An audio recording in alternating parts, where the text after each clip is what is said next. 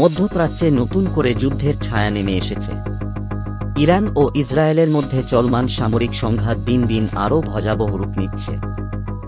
দুই দেশের মধ্যে পাল্টাপাল্টি হামলা এখন নিয়মিত ঘটনা হয়ে দাঁড়িয়েছে। উত্তেজনা ছড়িয়ে পড়েছে পুরো অঞ্চলে।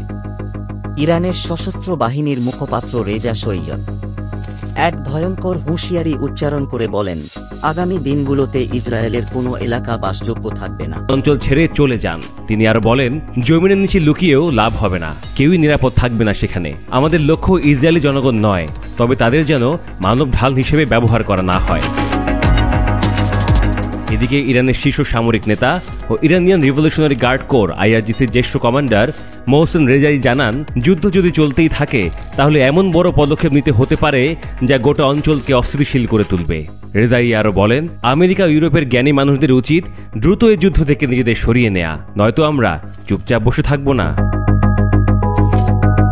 এই অবস্থায় শুক্রবার ইসরায়েল একাধিক লক্ষ্যবস্তুতে বিমান হামলা চালায়, যার মধ্যে ছিল ইরানের কয়েকটি গুরুত্বপূর্ণ সামরিক ঘাঁটি ও পারমাণবিক স্থাপনাও। পাল্টা জবাবে ইরানও বিভিন্ন ক্ষেপণাস্ত্র ও ড্রোন হামলা চালায় ইসরায়েলের ভেতরে।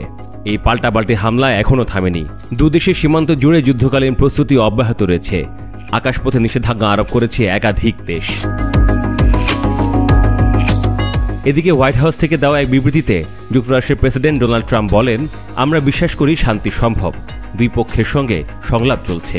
বিশ্লেষকরা বলছেন, এই সংখ্যা যদি নিয়ন্ত্রণের বাইরে চলে যায় তবে তা গোটা মধ্যপ্রাচ্য ও বিশ্বের উপর মারাত্মক প্রভাব ফেলবে। এই মুহূর্তে আন্তর্জাতিক কূটনীতিকরা চেষ্টা চালাচ্ছেন পরিস্থিতি শান্ত করার জন্য।